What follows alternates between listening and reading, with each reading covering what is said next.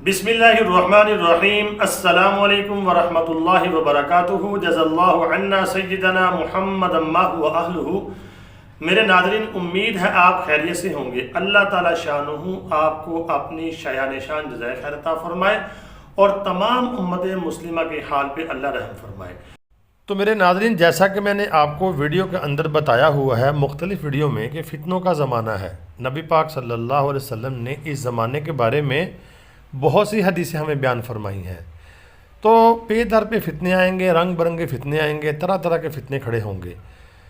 ایک ایسی بات جو آج میں آپ کے ساتھ ڈسکس کرنے والا ہوں وہ یہ ہے کہ آپ اکثر سوشل میڈیا کے اوپر اور میڈیا کے اوپر آپ سنتے ہوں گے کوئی نہ کوئی بندہ آ جاتا ہے، وہ اپنے خواب بیان کرنا شروع کر دیتا ہے۔ جی میں نے خواب دیکھا، اپنی تعبیریں بیان کرتا ہے۔ کوئی کہتا ہے مجھے 100 خواب آیا، کوئی کہتا ہے مجھے 200 خواب آئے ہیں، مجھے نبی پاک صلی اللہ علیہ وسلم کی زیارت ہوئی ہے۔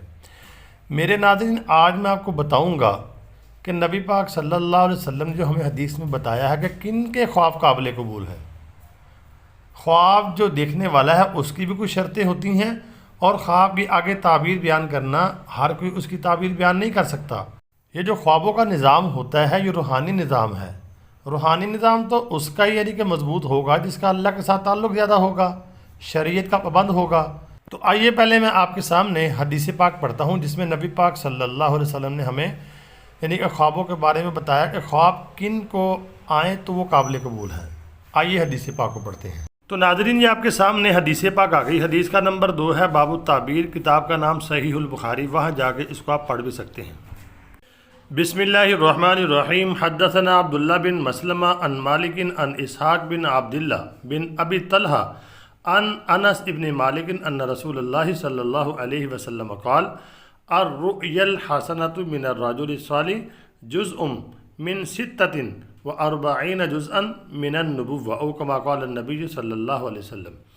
حضرت انس ابن مالک رضی اللہ تعالی عنہ سے انہوں نے کہا کہ رسول اللہ صلی اللہ علیہ وسلم نے فرمایا کہ نیک بخت جو شخص ہوتا ہے، یعنی نیک جو شخص ہوتا ہے، اس کا اچھا خواب پیغمبری کے 46ویں حصے میں سے ایک حصہ ہوتا ہے۔ اس حدیث پاک کو اگر آپ غور سے پڑھیں، سمجھیں اس کو، پہلی بات نبی پاک صلی اللہ علیہ وسلم جو فرما رہے کہ نیک بخت کون ہوتا ہے؟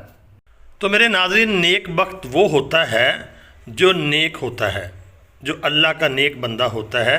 اس کی پہچان کیا ہے؟ وہ اسلام کا پابند ہوتا ہے، شریعت کا پابند ہوتا ہے۔ اس کا رہنا سہنا، اٹھنا بیٹھنا، وضع قطع، اس کا یعنی کہ ہر معاملہ سنت کے مطابق ہوتا ہے۔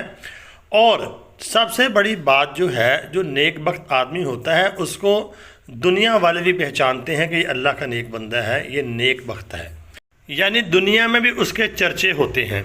جیسے آپ کے سامنے پکچر چل رہی ہے، الشیخ محمود افندی ہیں رحمۃ اللہ علیہ، یہ انتقال کر گئے ہیں، یہ ترکی کے بہت بڑے اللہ والوں میں سے ہیں۔ تو اب اس کے مقابلے میں ایک بندہ ایسا ہو جس کا لباس بھی سنت کے مطابق نہ ہو، چہرے پہ داڑھی بھی نہیں ہے، اور اس کی وضع قطع، باقی اس کے جو اعمال ہیں، نمازیں ہیں، وہ تو ہم اس کے ساتھ نہیں ہیں، لیکن اس کی ظاہری شکل و صورت بتا رہی ہے کہ اس کا کوئی کام بھی سنت کے مطابق نہیں ہے۔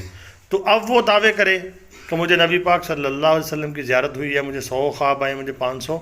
تو اب آپ بتائیں، جو ایک خلاف شرع بندہ ہے اور ایک شریعت کا پابند ہے، تو کس کے خواب جو ہیں وہ صحیح ہوں گے؟ حدیث کی روشنی میں اپنی بات نہیں کر رہا، آپ نے حدیث سن لی ہے، اب فیصلہ آپ نے خود کرنا ہے۔ تو اپنے آپ کو آپ نے چوکنا رکھنا ہے، اپنے آپ کو ہوشیار رکھیں۔ میں بتا رہا ہوں آپ کو، فتنے پہ در پہ حملے کر رہے ہیں۔ اللہ رب العالمین سے دعا ہے اللہ رب العالمین ہمیں حدیثوں کو پڑھ کر اس کے اوپر عمل کرنے کی توفیق عطا فرمائے، اور اللہ تعالی ہماری حفاظت فرمائے۔